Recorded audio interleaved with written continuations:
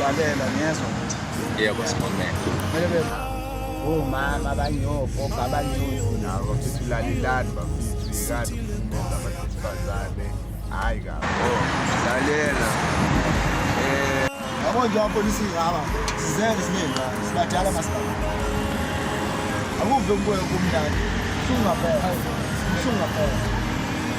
awukho mndani ya kodwa lento yenziwa abantu bebulala abantu besimame kumele bebulawe kahle bejeza into engenza ukuthi bebulawe ngoba labantu yibo abazizala kusesine khona emhlabeni sami umuntu obulala abantu besimame uyisibili wena yikho right into abazokuhlukunyezwa abantu besifazane ukuthi awukho mnandi even dinezingane zamantombazana ucabanga ngengane yentombazane kuthiwa even mhlawumbe kuyithuma esitolo ngiyalinganisa uyithuma esitolo uyabeza ukuthi ingane yakhe erishiwe yaqala izolonto ifika kanjani ipain uphatha kabi lento ukuthi abafazi bahlukumezeke uthola lalela but lo muntu ohlukumezayo kubantu besifazane umuntu ofanele ubulawe Yeah.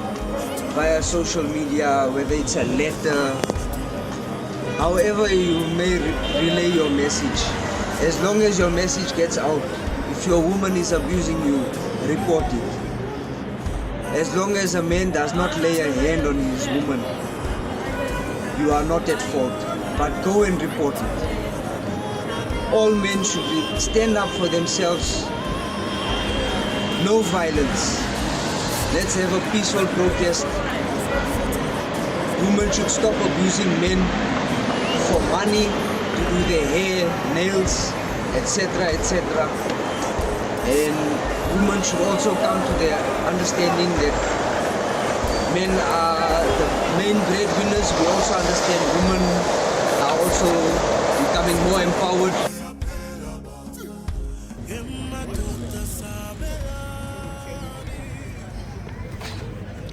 Yeah, BAFO. Let us make sure there is enough boost to make them lose. BAFO, let us act kind until we get what we want, then we run. Duck goes. BAFO, let us ensure that there is more of them than us. If they put up a fight, we leave them without a fuss. Hey, BAFO, let us march alongside them whenever the trend arises. Let us wear all black to match the color of their eyes. But let us raise our fist in the air, not in their faces. Most importantly, let us deal with their issues at our own pace.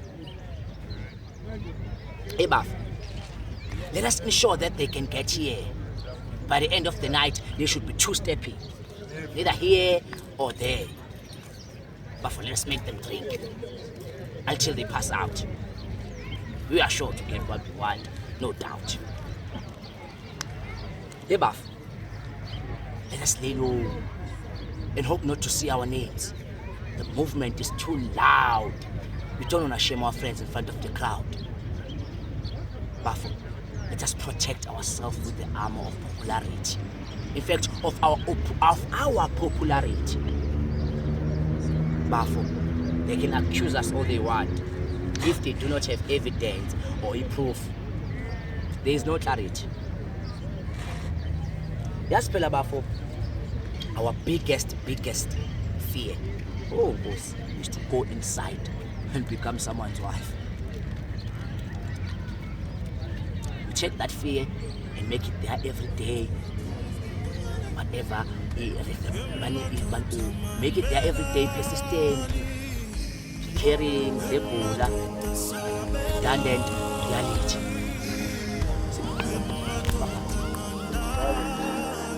It's very cruel. You know, women are really suffering, going through this pain. They're already having it hard enough growing up their children. And then these men batter them like that. And, you know, we really need to do something. And us as men can really stand up against this. You know, we must feel their pain. They are really going through pain and they they must be tired now. They must be tired. We must really stand up and do something about this. I mean, it's got to begin somewhere. We've got to really make a start and get rid of this, I don't know what to call it. It's like a curse, man. It's a devil thing. It's just not right for us human beings. You want to talk something, talk now. Yeah, because now is time is 2020. The things are gonna go. You see, like now, so much made me cry. You know, a beautiful man. Anytime you see, after those people gonna go outside, you're gonna say, no, my wife will do those things, my wife will do those things. People, what people gonna say? People, you can't say, you're gonna say, you is full of shit. Why if you beat you is a man. Example for me, one day I was saying to my wife, I go to journal first, small things. I go to journal first and try, my wife to do those things. You say, you is a man, why you coming here, you complain for what? So much people cry, so much mean. Maybe people you don't know in the world. Only say, women, men, yeah, if you say women. Now, no, let's you focus also for those women. So much men, you never coming out. You talk about my wife, you abuse me. Why? Sometimes you go, you complain. So much people say, you as a man, why do those things?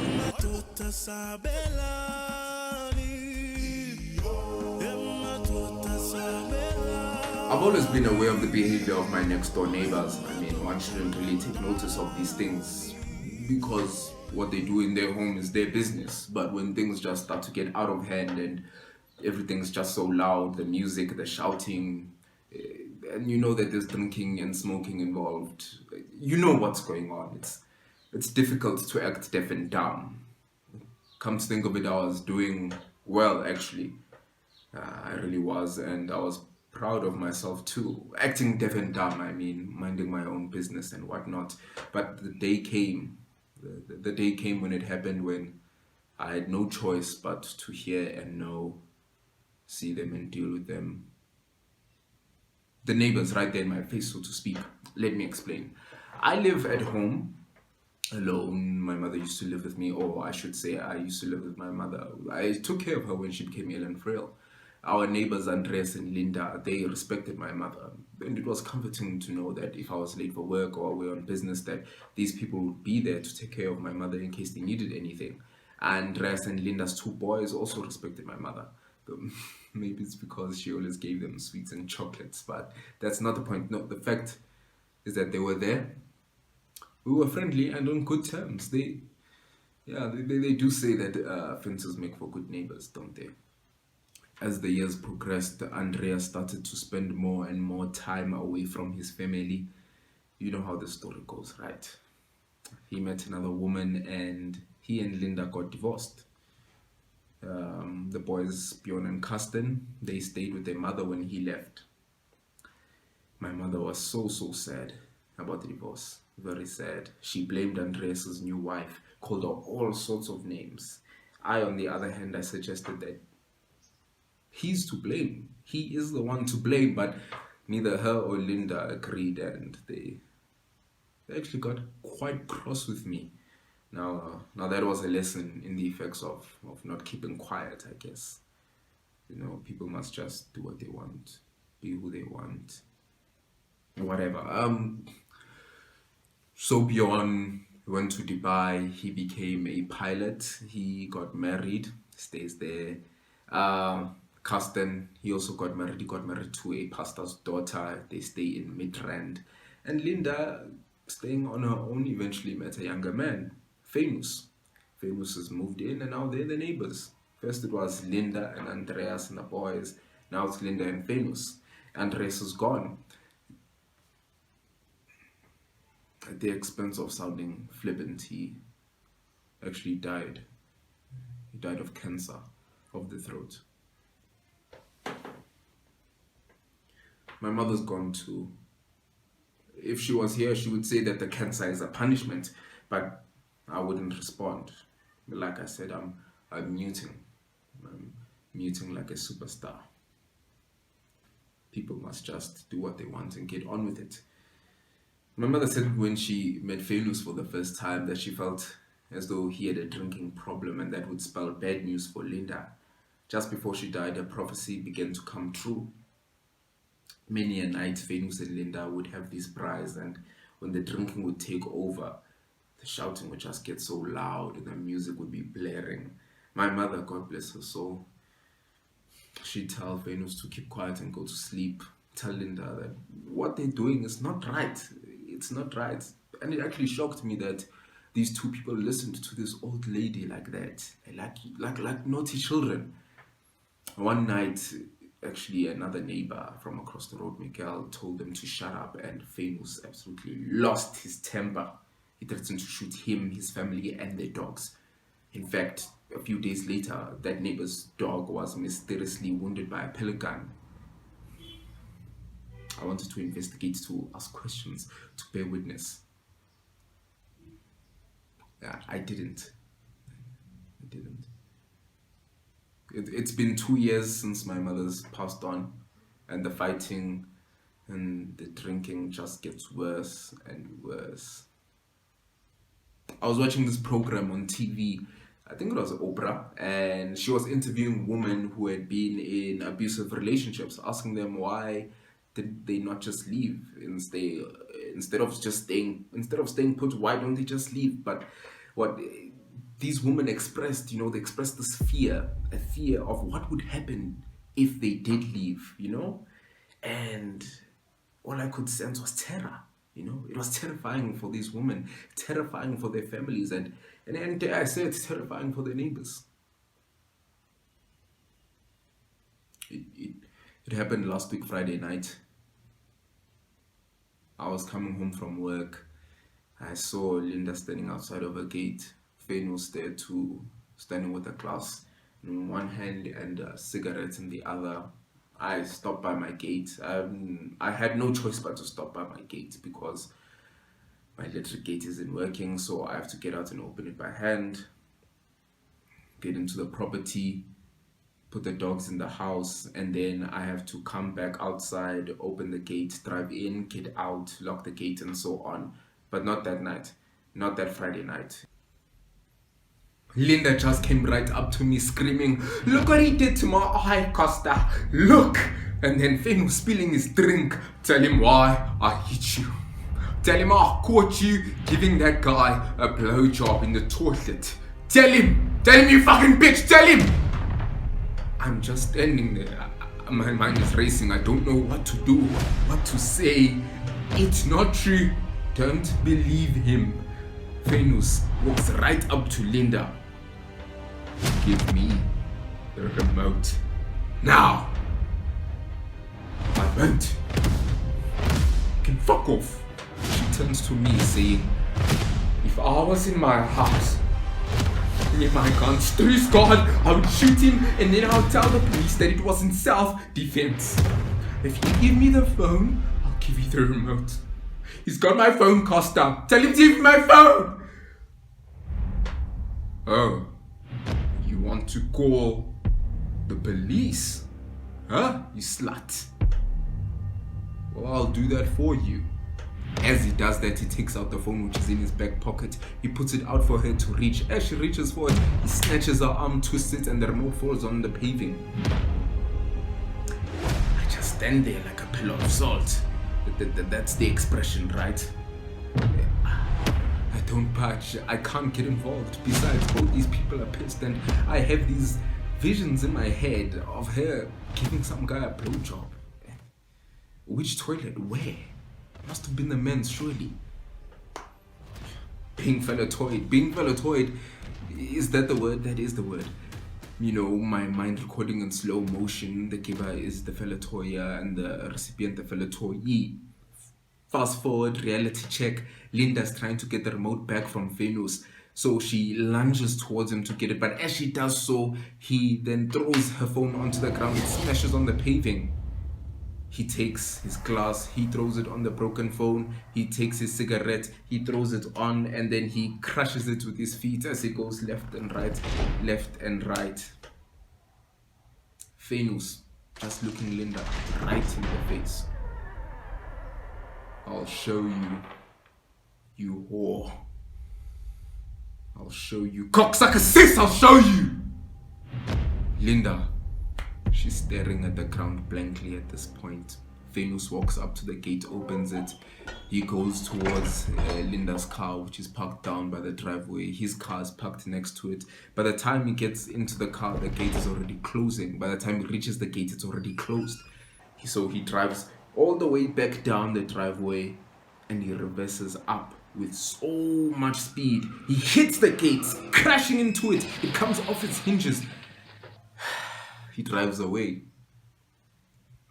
Linda slowly sinking. She's weeping. No.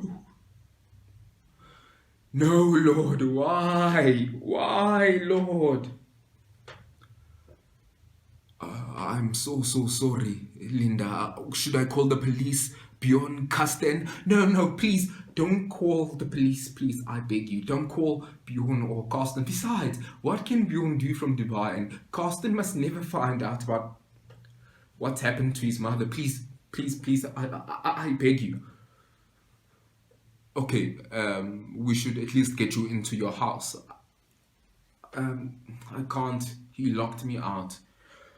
I'll just break the glass of the sliding door. I'm okay now that he's gone. What if he comes back? He won't. I know him. He'll probably just go and sleep it off somewhere else. Are you sure I can't take you to a doctor, take you to the hospital, or something, Linda?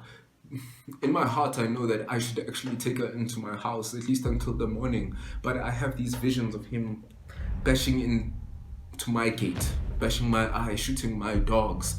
No, that's okay. If you could actually just give me a cup of coffee and a blanket. I'm gonna sleep in the jacuzzi. It's not, it's easier than breaking into my own house. It's not the first time. You don't know, I'm telling you. But I can guarantee you that it's the last time. Okay, Linda, I'll get you that blanket. I'll get you the coffee. Just wait here. I won't be long, okay? As I'm headed back to my house, I'm just thinking I should call the police. I should tell the boys, tell Karsten, tell Bjorn. But no. Stay clear. You're already in too deep and my mind is just racing. So I get into my house. I boil the kettle. I then fetch some ice. I wrap it in a cloth. I make the coffee. I grab some biscuits, an apple, and a bottle of water. I put it in a plastic. I get back to Linda. Here, Linda, I made a quick ice pack. It should help. Thank you so much, Costa. It will help. Look what he did to my eye. Fucking cunt. Let's get you settled into the jacuzzi.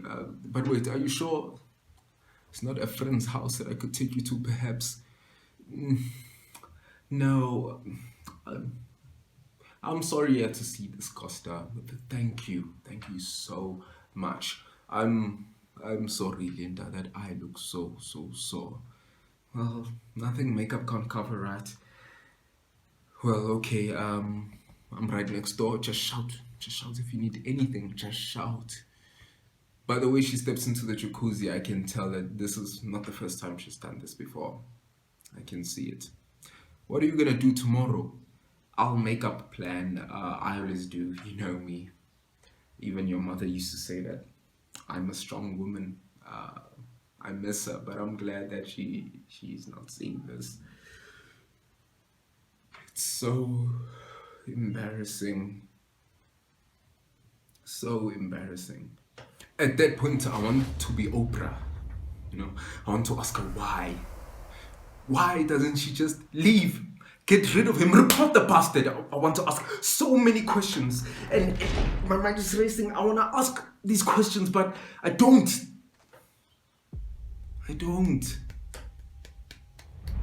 Act deaf, be numb, press mute. You don't believe him, do you, what he said about me? It's not true. We were arguing about the trailer and he forgot to get the beers. Bastard. Blow job. What I should respond with is, hey man, people must just do what they want to do when they want to do it, how they want to do it, as long as no one gets hurt.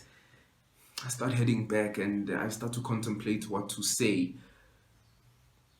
Get some rest, Linda. I'm just concerned that you won't be okay. Are we going to leave the gate like that all through the night? Who cares?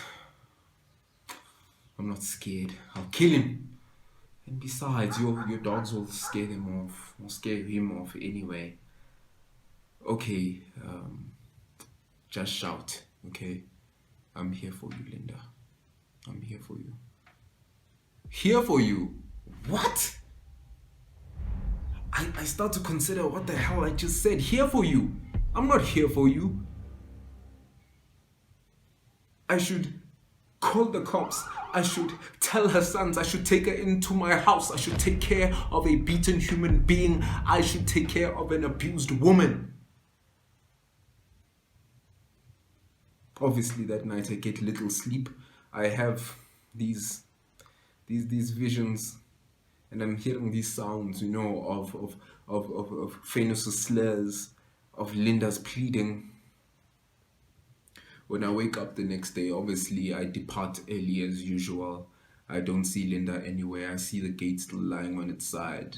While I'm at work at break, I get this voice note, and it's from Linda. I press play. Hi Costa, Spanoudes is here with me.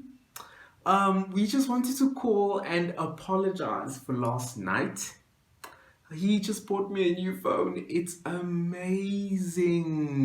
I press pause. It's too loud. You know, people at work, they'll hear it. So I step outside to listen to it. I press play. The damn thing starts again. Hi Costa, Spanoudes is here with me. We just wanted to call and apologize for last night.